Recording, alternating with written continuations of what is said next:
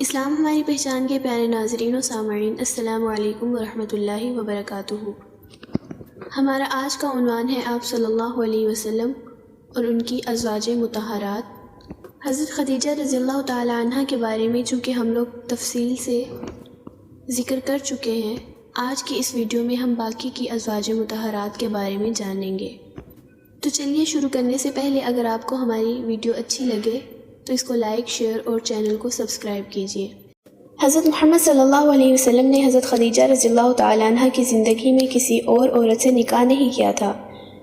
ہجرت سے 3 سال پہلے جب ان کی وفات ہوگی تو آپ صلی اللہ علیہ وسلم کی نکاح میں اور بھی خواتین آئیں جن کے اسماء گرامی یہ ہیں: حضرت سودا رضی اللہ تعالی عنہ، حضرت عائشہ رضی اللہ تعالی عنہ، حضرت حفصہ رضی اللہ تعالی عنہ، حضرت ام سلمہ رضی اللہ تعالی عنہ، حضرت زینب بنت خزیمہ رضی اللہ تعالی عنہ، حضرت زینب رضی اللہ تعالی عنہ، حضرت جویریہ رضی اللہ تعالی عنہ، حضرت ام حبیبہ رضی اللہ تعالی عنہ، حضرت صفیہ رضی اللہ تعالی عنہ، حضرت میمونہ رضی اللہ تعالی عنہ۔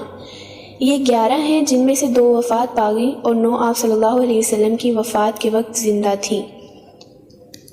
یہ با اجماع امت صرف حضرت صلی اللہ علیہ وسلم کی خصوصیت تھی۔ امت کے لیے 4 سے زائد عورتیں ایک وقت میں بصورت نکاح جمع کرنا جائز نہیں۔ حضرت سودا رضی اللہ تعالی عنہ پہلے سکران بن عمر کے نکاح میں تھی، اس کے بعد حضرت صلی اللہ علیہ وسلم کے نکاح میں آئیں، اور حضرت عائشہ رضی اللہ تعالی عنہ جو کہ حضرت ابوبکر رضی اللہ تعالی عنہ کی صاحبزادی ہیں، 6 برس کی عمر میں تھی جب آپ صلی اللہ علیہ وسلم سے ان کا نکاح ہوا، اور ہجرت کے سال 9 برس کی عمر میں رخصت ہوئی، اور جب حضرت صلی اللہ علیہ وسلم کی وفات ہوئی تو آپ رضی اللہ تعالی عنہ کی عمر 18 سال کی تھی۔ نبی اکرم صلی اللہ علیہ وسلم کی اس 9 سالہ مصاحبت سے آپ پر کیا رنگ چڑھا اور کیا حاصل ہوا، اس کا حال اس سے معلوم ہو سکتا ہے کہ بڑے بڑے صحابہ فرمایا کرتے تھے کہ ہمیں جب کسی مسئلہ میں شک ہوتا تھا تو عائشہ صدیقہ رضی اللہ تعالی عنہ کے پاس اس کا علم پاتے تھے۔ یہی وجہ ہے کہ بڑے بڑے صحابہ آپ کے شاگرد تھے۔ اب ہم بات کرتے ہیں حضرت حفصہ رضی اللہ تعالی عنہ کی۔ حضرت عمر رضی اللہ تعالی عنہ کی صاحبزادی تھیں، پہلے انیس بن حذافہ کے نکاح میں تھی۔ انیس بن حذافہ کے نکاح کے بعد ہجرت سے دوسرے یا تیسرے برس آپ صلی اللہ علیہ وسلم سے نکاح ہوا۔ حضرت زینب بنت خزیمہ حلالہ رضی اللہ تعالی عنہ ام المساکین کے نام سے معروف ہیں، پہلے طفیل بن حارث کے نکاح میں تھی، اس نے طلاق دے دی، پھر اس کے بھائی عبیدہ سے نکاح ہو گیا۔ جب یہ بھی غزوہ بدر میں شہید ہو گئے تو 3 ہجری میں غزوہ احد سے 1 ماہ پہلے حضرت صلی اللہ علیہ وسلم کے نکاح میں آئیں، اور صرف 2 ماہ نکاح میں رہ کر وفات پا گئیں۔ حضرت ام حبیبہ رضی اللہ تعالی عنہ ابو سفیان کی بیٹی ہیں، پہلے عبداللہ بنت حجج کے نکاح میں تھی، ان سے اولاد بھی ہوئی۔ یہ دونوں مسلمان ہو کر ہجرت حبشہ کی طرف کر چلے گئے، وہاں پہنچ کر عبید اللہ بنت حجج نصرانی ہو گیا، اور ام حبیبہ رضی اللہ تعالی عنہ اپنے ایمان پر قائم رہی۔ اس وقت رسول اللہ صلی اللہ علیہ وسلم نے نجاشی شاہ حبشہ کو خط لکھا کہ ام حبیبہ رضی اللہ تعالی عنہ کو حضرت صلی اللہ علیہ وسلم کی طرف سے پیغام نکاح دیں۔ چنانچہ نجاشی نے پیغام دیا اور خود ہی نکاح کا کفیل ہوا، اور 400 دینار مہر خود ہی ادا کر دیے۔ حضرت ام سلمہ رضی اللہ تعالی عنہ کا نام ہندہ ہے، پہلے ابو سلمہ کے نکاح میں تھی، جن سے اولاد بھی ہوئی۔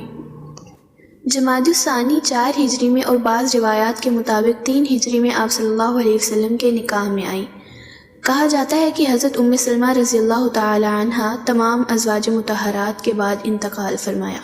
حضرت زینب بنت جحش رضی اللہ تعالی عنہ آپ صلی اللہ علیہ وسلم حضرت زینب بنت جحش رضی اللہ تعالی عنہ حضرت صلی اللہ علیہ وسلم کی پھوپھی کی بیٹی ہیں۔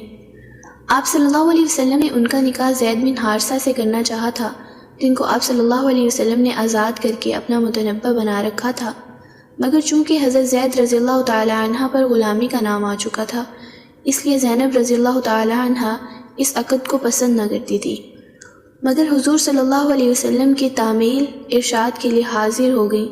1 سال کے قریب زید رضی اللہ تعالی عنہ کے نکاح میں رہی، مگر چونکہ طبیعت موافقت نہ تھی، ہمیشہ شکرنجی رہا کرتی تھی، یہاں تک کہ زید رضی اللہ تعالی عنہ نے حضور صلی اللہ علیہ وسلم کی خدمت میں حاضر ہو کر طلاق کا ارادہ ظاہر کیا۔ آپ صلی اللہ علیہ وسلم نے ان کو سمجھا کر طلاق سے روکا، لیکن پھر کسی طرح موافقت نہ ہوئی۔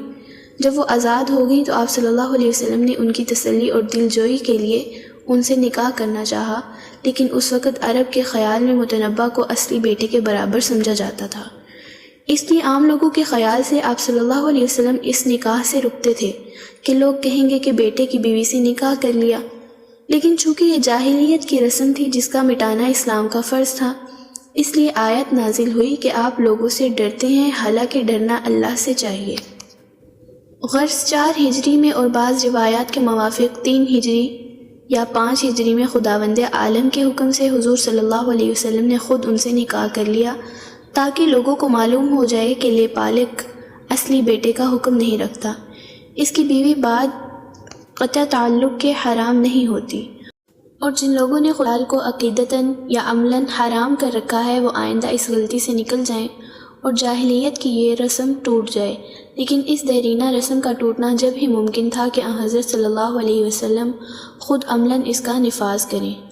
حضرت زینب رضی اللہ تعالیٰ عنہ کے اس نکاح کے متعلق جو کچھ آپ نے اس ویڈیو میں جانا ہے، یہ سب روایات صحیح بخاری کی شرح میں حافظ حدیث علامہ ابن حجر نے نقل کیا ہے۔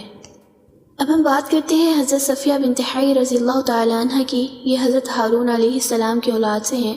یہ صرف ان کی خصوصیت تھی کہ ایک نبی کی صاحبزادی اور ایک نبی کی زوجہ تھی۔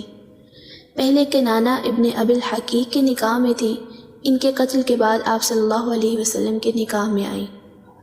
حضرت جویریہ بنت حارث رضی اللہ تعالیٰ عنہ ایک سردار کی بیٹی ہیں، جنگ میں گرفتار ہو کر آئی تھی، پھر آپ صلی اللہ علیہ وسلم کے نکاح میں آئیں اور اس کی بدولت تمام قبیلہ آزاد ہو گیا اور ان کے باپ مسلمان ہو گئے۔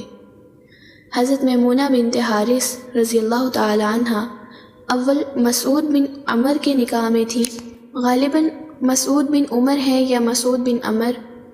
جب انہوں نے طلاق دے دی تو ابو رحم سے نکاح ہو گیا، ان کی وفات کے بعد حضرت صلی اللہ علیہ وسلم کے نکاح میں آئی۔